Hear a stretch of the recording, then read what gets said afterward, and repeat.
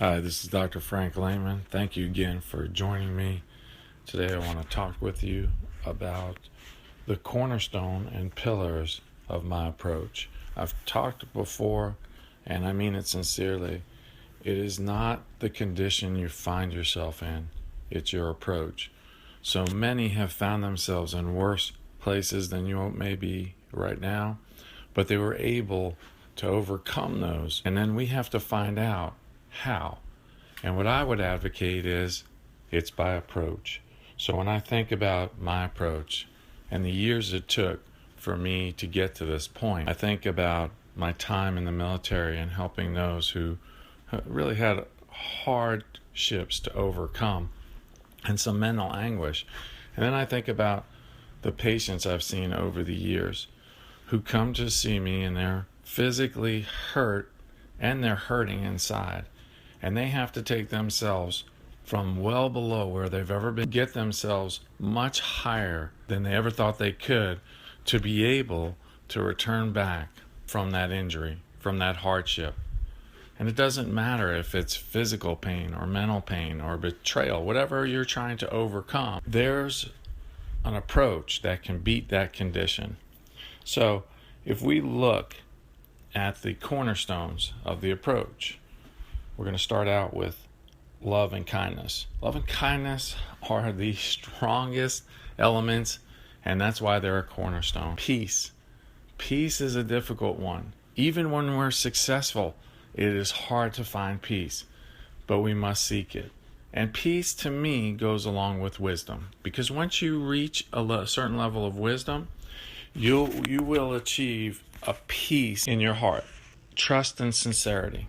Both trying to find people we can trust and being trustworthy ourselves is very important. We'll often try to take the shortest distance to get what we want, and in doing so, we'll cut corners. And the place I see most people cut corners is in being honest, in being trustworthy, in being sincere. And then finally, it's resilience, because we have none of this if we're not resilient. And to build resilience, that's where it goes into my work with wellness, and where I've linked all of these links together to make a very strong chain. So now let's go to what the pillars of wellness are. You may have different ones that you want to insert. You may have ones, different pillars from what I have, and that's okay. That's what I'd like you to ultimately get to. You start by basic rote and memorization, but you get to a point where you can analyze, you can create, you can be innovative. That's what I want for everybody. I want them to build on what I'm saying. I want them to be able to make it their own. So to do that, it just takes time. It takes time, it takes working at it. And that's what I advocate. To build resilience, to build up into wisdom, you have to work on it every day. That's why I'm such an advocate of daily self-development. We need to work on certain elements every day, not in a compulsive way, not in a way that repels us, not in a way that makes it feel like an authoritarian approach or a habit, but in a way that's just part of our lives. It's just a paradigm shift. It's just a mental model. It's our mindset. And when we build resilience, we build our mettle. That means we're going to hit barriers in our life, but they're not going to dissuade us. We're going to have hardships in our lives, but we're going to play on. We're going to keep going. So let's start with intellect. Pursuing things of more complex forms and fields of knowledge. Engaging your mind. Not being passive and accepting of information streaming at you. You need to plan and pursue those things that are meaningful and will get you where you want to be in your life. And that takes seeking, and that's an action, studying and referencing for understanding and assimilation. So assimilation is that top tier. You get past assimilation, you get to creativity, and then that's where we start really seeing more success in our career, success in entrepreneurship. Emotional, a state of consciousness based on feelings of joy, sorrow, fear, hate, or the like, that circumvents rational thinking. Think of those difficult people you've encountered, the ones who have difficulty adjusting, who act out, and how it influences their relationship. There are ways to improve your emotional intelligence, and I urge you to seek them out.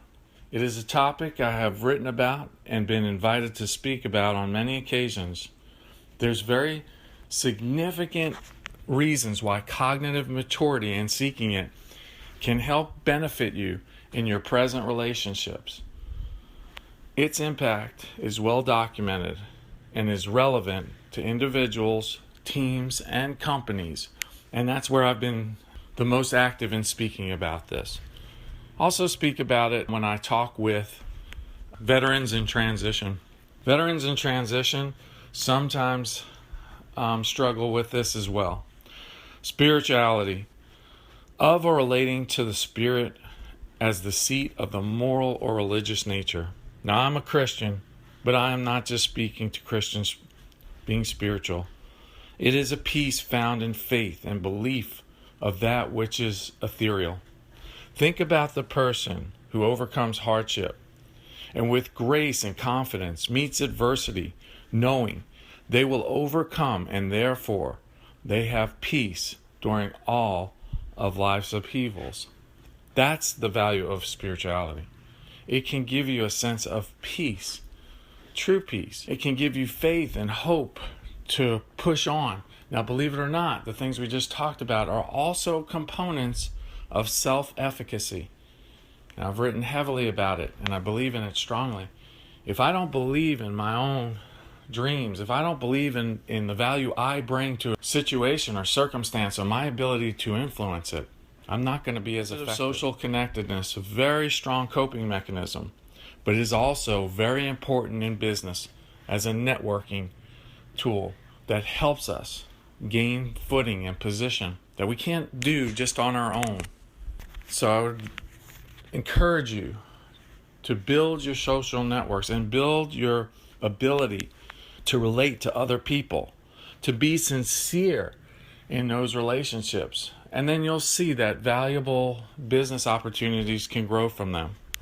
But do them for the right reasons. All of what I talk about is based on an ethical, behavioral, and thought process. Social, seeking or enjoying the companionship of others. Friendly, sociable, gregarious, and one who is sought by others for those characteristics.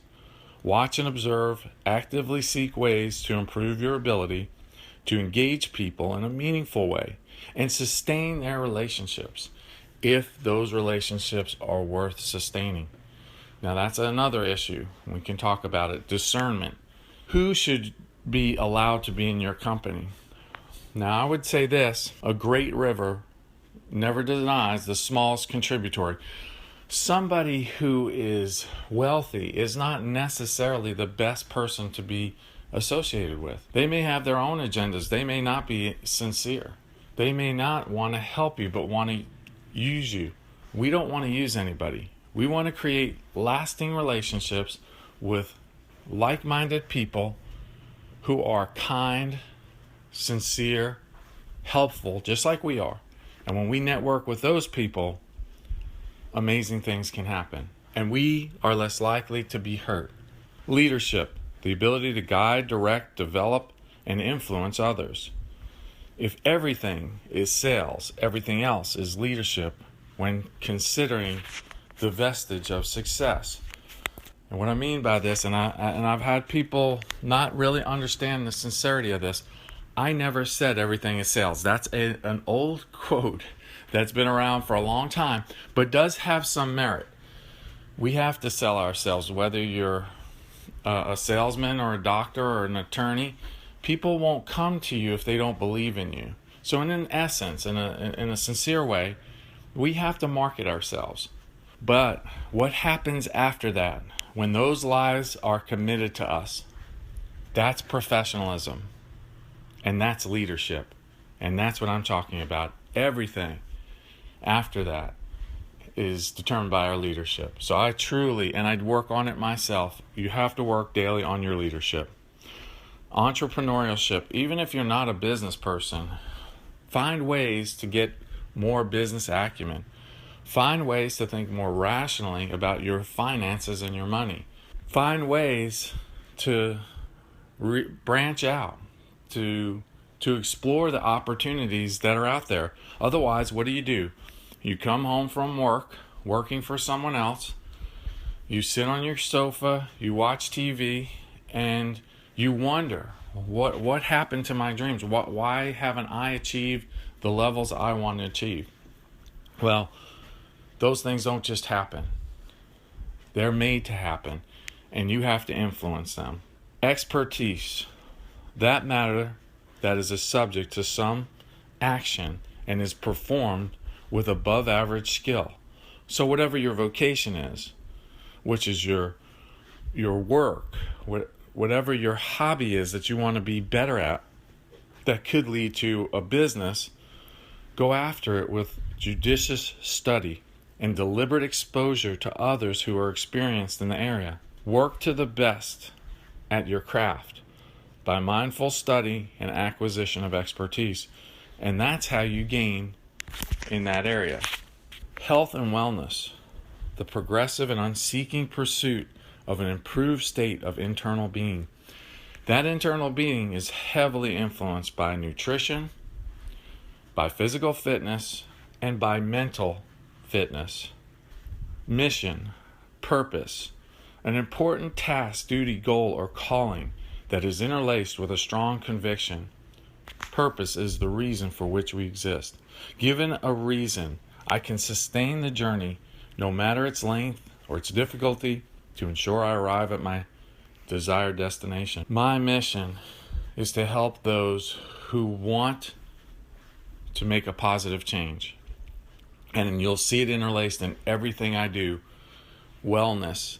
I make companies and their environment healthier, which decreases their expenditures, makes them more fiscally fit, and then they can sustain and keep jobs in an area, in a community longer. Fitness, which I'm intricately involved in, I help individuals become healthier.